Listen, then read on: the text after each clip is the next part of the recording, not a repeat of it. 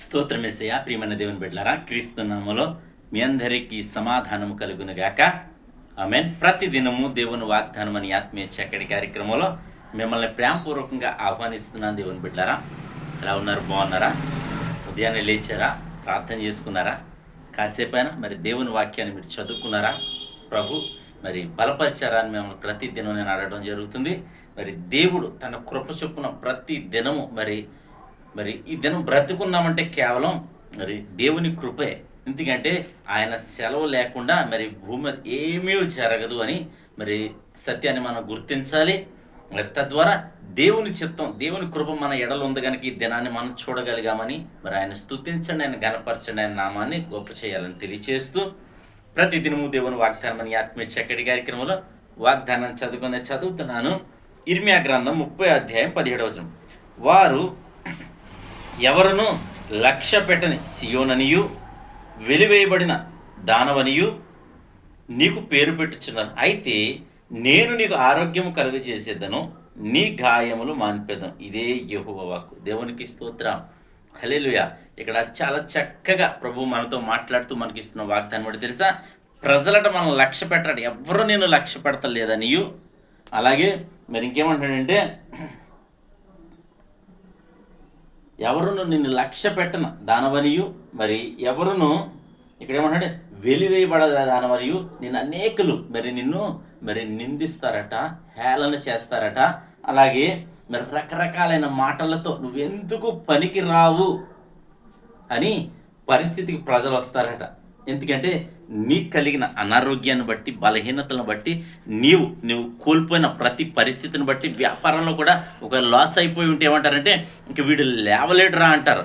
అలాగే ఇంకా ఈ వ్యాధులు బాధలు మరి ముదిరిపోయినప్పుడు ప్రజలు చూసేమంటారంటే వీడెందుకు పనికిరాడు, ఇంక వ్యాధి తగ్గదు, దేవుని చేత కూడా నువ్వు విడిచిపెట్టబడ్డావని అనేక మంది నిన్ను హేళనాస్పదమైన మాటలు, నిన్ను కృంగదీసే మాటలు, మరి నిన్ను ఎందుకు పనికిరావని మరి అవమానపరిచే మాటలు నిన్ను ప్రజలు మాట్లాడతారు కనుక మరి వాటిని లక్ష్య పెట్టద్దు అంటున్నాడు దేవుడు. దేవుడు ఏమంటున్నాడంటే, నేను నీకు ఆరోగ్యం కలగజేస్తానంటున్నాడు. దేవునికి స్తోత్రం.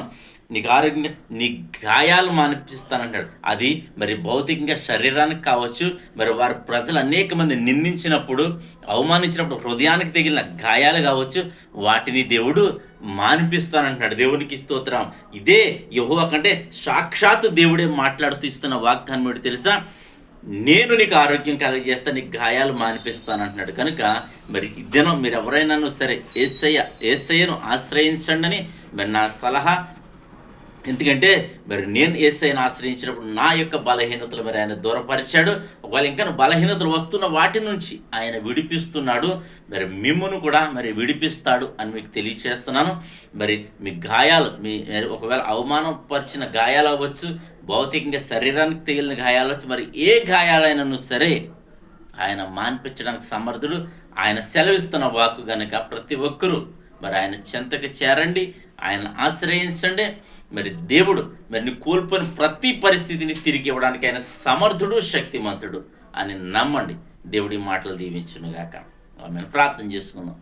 స్తోత్రము తండ్రి, వందనాలు యేసయ్య. ప్రతి దినము దేవుని వాగ్దానం అనే ఈ ఆత్మీయ చక్కటి కార్యక్రమంలో తండ్రి విరిస్తున్న వాగ్దానం బట్టి స్తోత్రాలు. ఎంతమంది ప్రజలు నా తండ్రి యూట్యూబ్ ద్వారా, షేర్ చాట్ ద్వారా, ఫేస్బుక్ ద్వారా నా తండ్రి ఈ రోడ్డు మార్గం వెళ్తూ చదువుతున్నారు, వాళ్ళందరి జీవితాల్లో ప్రభా వాగ్దానాన్ని నెరవేర్చమని ప్రార్థిస్తాను.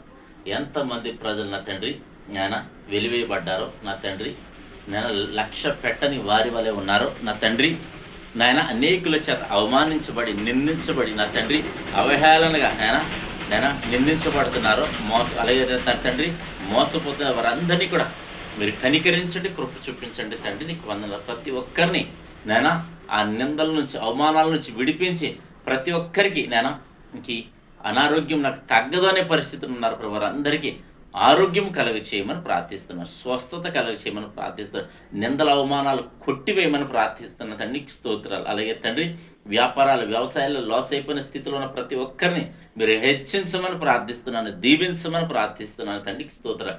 వీటన్నిటికంటే ముఖ్యంగా నా తండ్రి నిన్ను గూర్చిన అవగాహన, నిన్ను గూర్చిన రక్షణ ప్రతి ఒక్కరూ పొందుకొనుటకు, నేను ఇచ్చే రక్షణ ప్రతి ఒక్కరూ పొందుకొనుటకు కృపను అనుగ్రహించమని ప్రార్థిస్తున్నాను. నీ రాజ్యానికి ప్రభా వారిని ఆహ్వానించమని ప్రార్థిస్తున్నాను. తండ్రి నీకు స్తుతులు చెల్లించుకుంటూ మా గ్రామాన్ని, మా రాష్ట్ర, మా దేశాన్ని కాచి కాపాడమని, మా సరిహద్దులో నెమ్మదిని దయచేయమని ప్రార్థిస్తున్నాను.